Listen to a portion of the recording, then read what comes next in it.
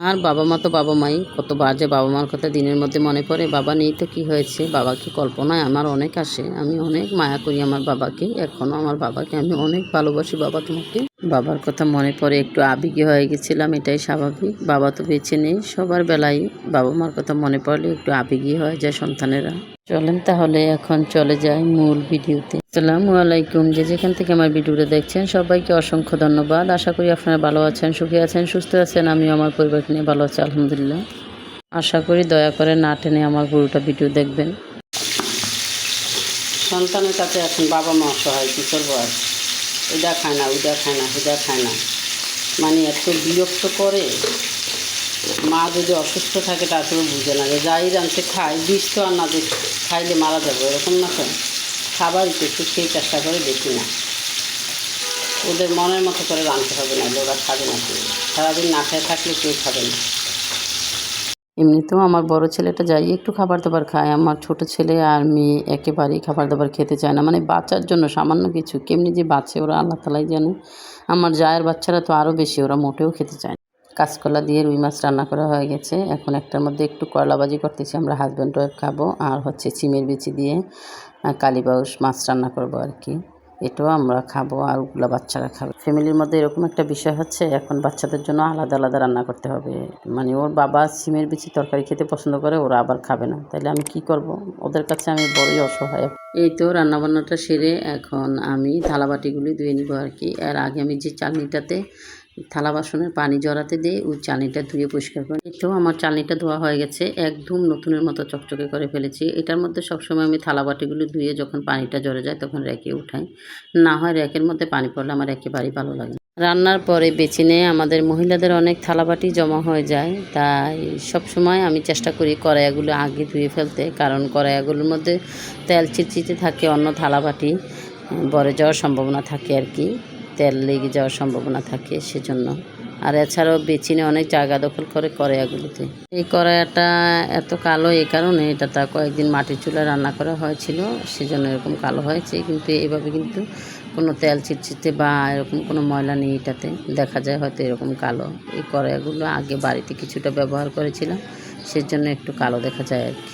সবগুলা প্লেট বাটি আমি এখন পরিষ্কার করে নিব, আপনারা সাথেই থাকেন আর দেখতে থাকেন।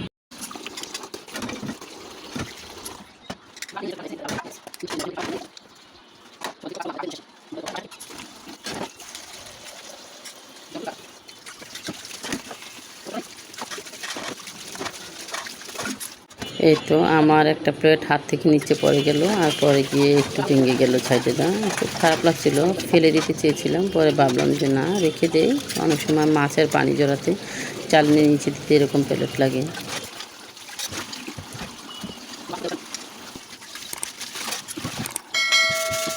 এই হাঁড়িটা আমাকে আমার উকিলমা দিয়েছিল। আর এমনিতেও আমি ঢাকাতে এসে কোনো হাঁড়ি পাতিল কিনিনি। আমার বড় বোন পিঠার সাথে এভাবে সেভাবে তারপর বাসায় এসে কিনে দিয়ে গেছে অনেকগুলো। আমার মা কিছু পাঠিয়েছে। বাড়ি থেকে আসার সময় আমার তেমন কিছু আনা হয়নি, শূন্য হাতেই এসেছি ধরতে গেলে। শুধু কিছুটা ফার্নিচার ছিল, আমার বাবার বাড়ি থেকে দিয়েছিল, ওই ফার্নিচারগুলো এনেছি। আর আমার হাজব্যান্ড যে 500-1000 টাকা আমাকে চলতে দিত, এখান থেকে আমি টুকিটাকি কিছু প্লেট বাটি এটা সেটা কিনেছিলাম আর কিছু কিছু সাজানোর জন্য, ওই জিনিসগুলোই আনা হয়েছে। এভাবে যে সংসার থেকে কিছু বা শাশুড়ির হাতের কিছু এনেছি এরকম কিছুই আমার আনা হয়নি। প্লেট বাটিগুলো ধুয়ে পরিষ্কার করে এখন আমি একটু ধনে পাতাগুলো বেছে তারপরে ধুয়ে চালনিতে ছড়িয়ে রাখবো, তারপরে বিকেলে আবার ফ্রিজে উঠিয়ে রাখবো। ভাবলাম রান্নাঘর যেহেতু পরিষ্কার করতেই হবে, তাহলে ধনে জিরাগুলো টেলে ফেলি। এগুলা গতকালকে রাত্রে আমি বেছে পাথর টাথর আছে কিনা পরিষ্কার করে তারপর ন্যাকড়া দিয়ে ডলে পরিষ্কার করে নিয়েছি। কারণ আকাশের অবস্থা ভালো না, ধুয়ে অন্যবার রোদ দিয়ে এবার আর ধুইতে পারলাম না, তাই এভাবে পরিষ্কার করে তারপরে এই যে দুইটা চুলায় দুটা বসে একটার মধ্যে ধনে আর একটার মধ্যে জিরা দিয়ে টেলে সব কিছু রেডি করে নিলাম ভাঙানোর জন্য, মানে গুঁড়ো করার জন্য আর কি। ধনে জিরাগুলো টেলে আমি টেবিলের উপরে ছড়িয়ে দিয়ে এসেছি একটা ছানার মধ্যে। আর এই দিক দিয়ে আমি মরিচটা টেলে নিব, খুব হালকা আছে, একদম ডিম করে চুলাটা। প্রায় আধা ঘন্টার উপরে লেগেছে আমার 1.25 কেজি মরিচ বাছতে। আফা যখন গতকালকে কাজ করতে এসেছিল তখন আফা আর আমি দুজনে মিলে মরিচের ডাঁটিগুলো ফালিয়ে নিয়েছি, তারপর একটা পরিষ্কার ন্যাকড়া দিয়ে পরিষ্কার করে নিয়েছি।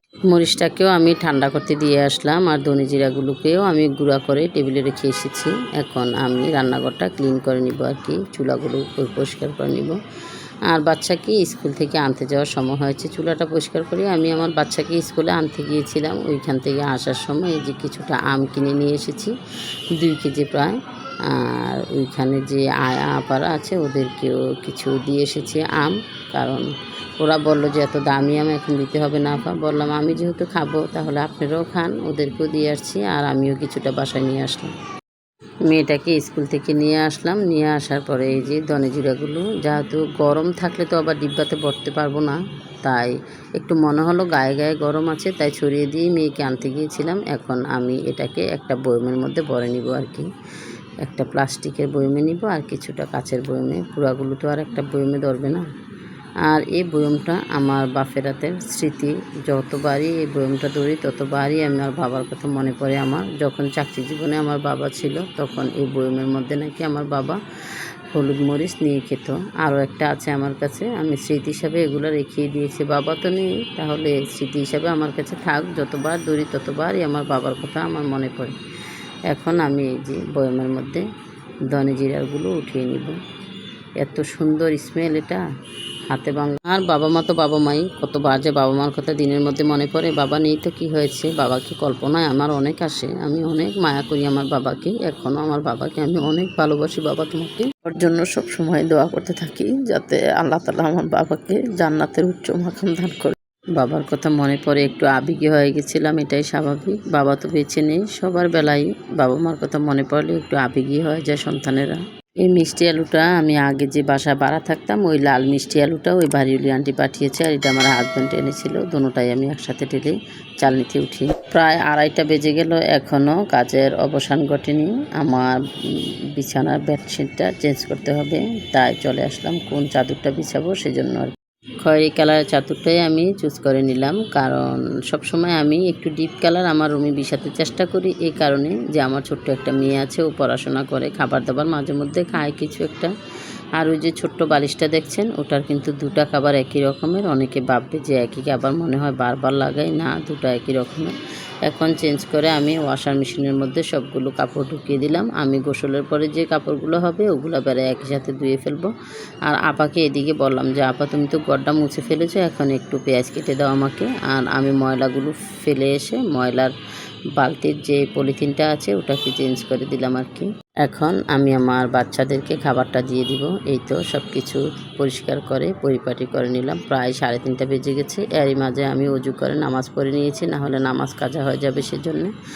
এখন বাচ্চাদেরকে খাবারটা দিয়ে আমি ফিল্টার থেকে পানি নামিয়ে এই যে বোতলে ভরে নিয়েছি, না হয় আবার ফিল্টার পানি উঠিয়ে রেখেছি আর কি, যাতে পরবর্তীতে খাওয়া যায়। ওদেরকে খাবার খাইয়ে আমি ঘুমাতে পাঠিয়ে দিলাম, আর আমি এখানে গোসল করে নিজের খাবারটা খেয়ে নিলাম।